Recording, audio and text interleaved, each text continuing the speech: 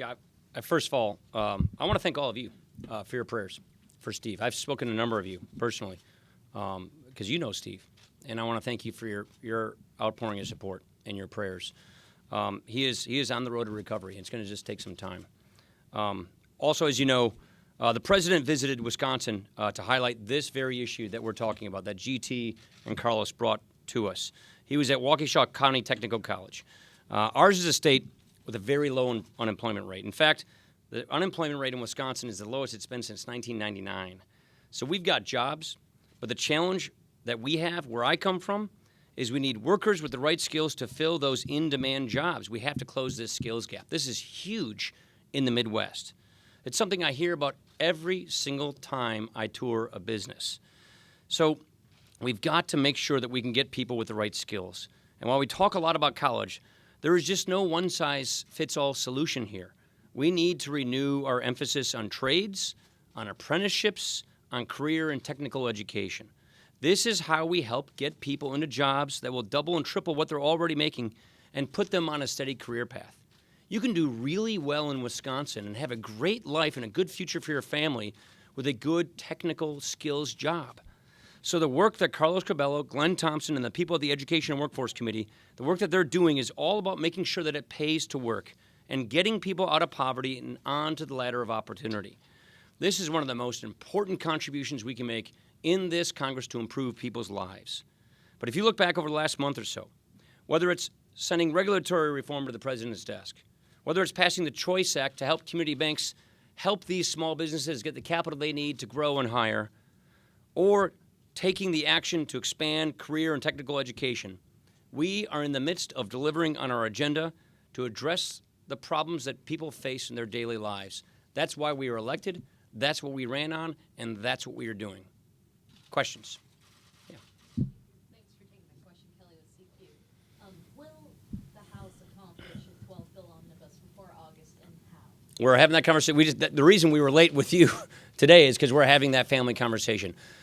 We all recognize that in the first year of any new presidency, you have a constrained budget process, and that's clearly the case here. So what we're trying to do is figure out how can we, in this constrained budget process, get our appropriations work done and have the House go forward. And that's the kind of conversation we're still going to have with our members this week. So we haven't decided exactly how we're going to go about our appropriations process in this first year, but we're going to move together on consensus.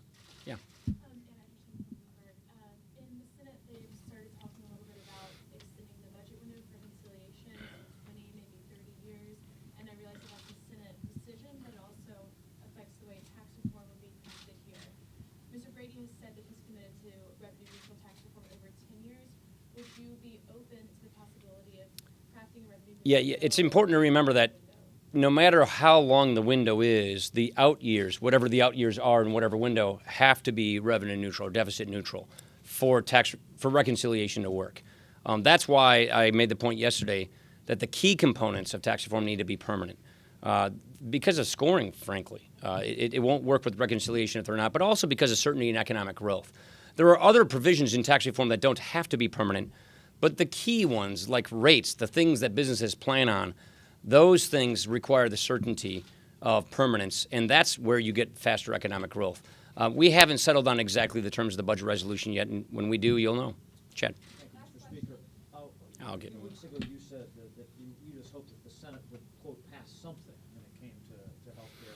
Obviously, we don't know what the specifics are here, but do you feel that the idea here is just for them to get, as you put it, that vaguely something across the finish line, and then you work on the details, because that's the president, this report, he called your bill mean and all that, that's really where this gets under brass tacks in the conference committee? Or Yeah. Obviously, we're very hopeful that the Senate moves on the health care reform. It's very, very important. You got to remember, this law is collapsing.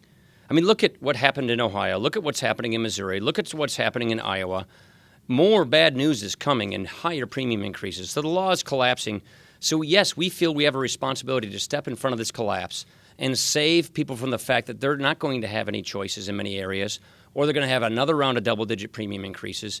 So, yes, we think it's important that the Senate moves forward and passes health care reform. What the process is that comes from that, we don't know. We'll see when they pass something. Yeah, I'll give you one more. Obviously, any changes that are made in the Senate on healthcare will have to be approved here in the House.